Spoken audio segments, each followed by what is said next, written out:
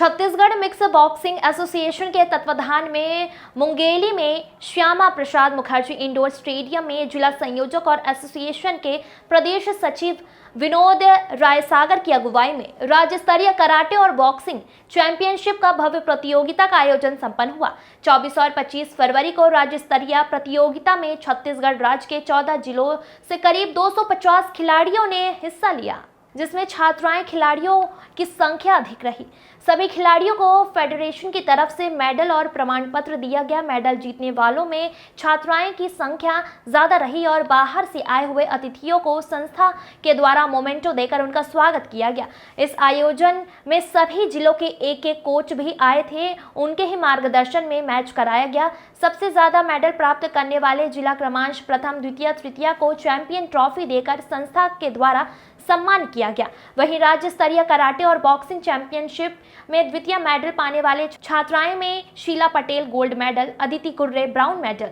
Shreya Chauhan silver medal, Sonal Kewat brown medal, Rajnandini Sidar silver medal, Mandavi Patel gold medal, Pragya Patel silver medal, Jyoti Bhardwaj silver medal, Khushboo Kurre silver medal, Reena Bhardwaj gold medal, Anamika Sarathi gold medal, Siddiqui Lahre silver medal, Siriya Bharti brown medal, Disha Lahre silver medal,